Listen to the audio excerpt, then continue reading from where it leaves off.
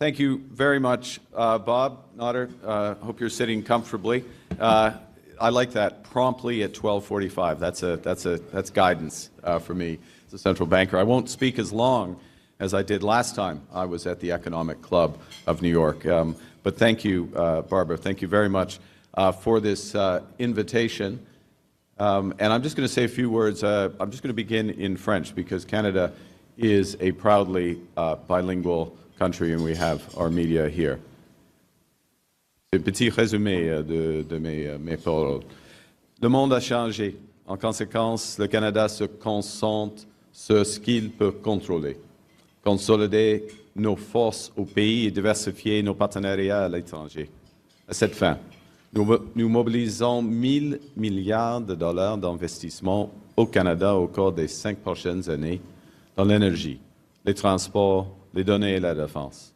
Les investissements qui permettront de bâtir une économie canadienne plus forte, plus concurrentielle et plus résiliente. Et pendant nous consolidons nos forces, il existe plusieurs occasions que le Canada et les États-Unis devraient saisir. New York gives him an opportunity, yes, to deliver a keynote to an important audience, yes, to meet with some of the big investment firms that he knows by heart. He knows everybody, can shake their hands as people he's worked with over the years. But importantly, he's also going to be sending a few signals to the Americans about the future of the negotiations with them. Dominic LeBlanc, who's in charge of those negotiations, is off to Washington. Carney's in New York. Yesterday, what did we see? A little blip on the screen. He attended a conference on security and defense, and all of a sudden announcing a big deal with Sweden's Saab with regard to planes that are based on the Canadian product, the Bombardier long-distance business jet, but with all of the technology for the spying and the surveillance coming from the Swedes. That's a signal, because there's, of course, a second tranche of the F-35 buy, which is into the tens of billions of dollars, that Canada is not threatening to cut, but letting everybody know we could cut, because we have a first batch of F-35s that we will be having delivered, but the second one's anything but certain. So it is a way for Carney to say, look, we've got the continent to protect together. The Americans unceremoniously threw us out of an insignificant meeting group on defense recently because Donald Trump didn't like something that Carney said. I mean, it's the type of childishness we've all grown used to.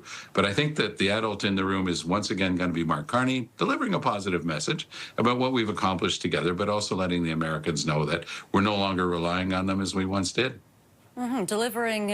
Collaborer et concurrencer ensemble le reste du monde.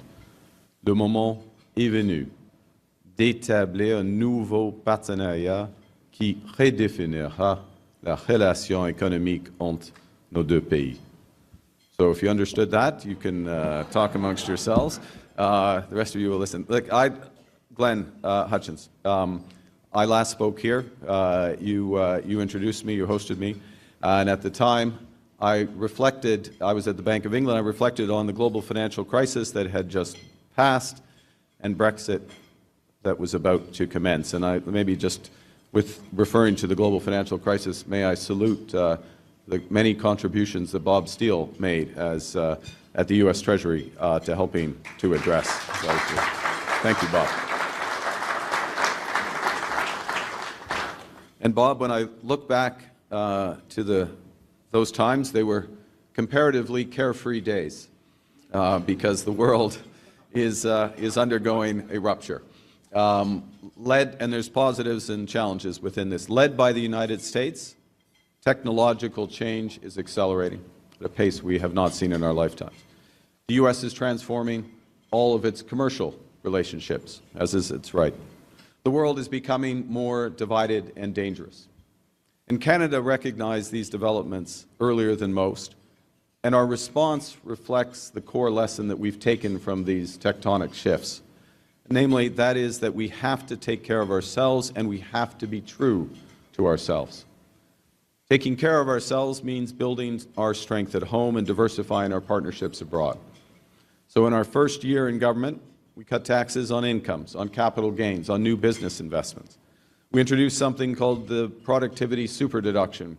What you need to know is it gives Canada the most competitive tax rate for new investment in the G7. It's half the G7 average and 4 percentage points below that of the United States. We're in the process of catalyzing $1 trillion of investment in Canada over the course of the next 5 years in energy, transportation, data, and defense.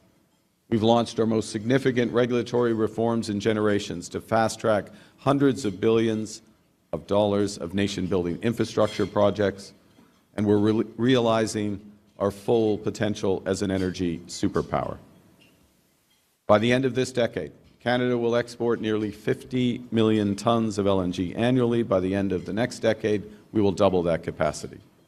We're advancing a potential pipeline that would carry at least 1 million barrels of low-emission Alberta oil per day to Asian markets, while creating an entirely new industry of large-scale carbon capture and storage.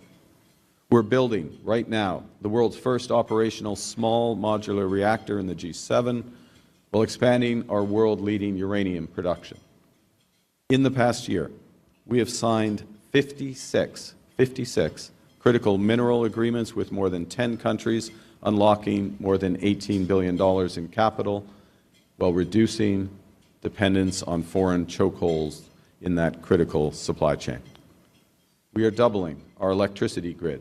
That's more than 160 gigawatts of new power, building on the lowest cost power in the G7 and the second lowest emission power in the OECD. That is what an energy superpower looks like when it decides to really act as one. Now, in parallel, we're diversifying our partnerships abroad. We've signed more than 20 economic and security deals across 5 continents in the past 12 months. Our existing free trade accords already provide access to 1.5 billion consumers from the EU through to the CPTPP.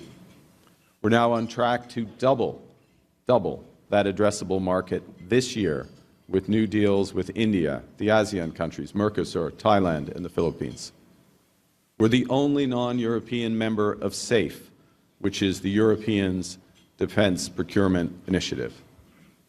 Now, one of our core objectives of these partnerships, yes, it's access to markets, but it's also to increase our strategic autonomy, because we all live in a world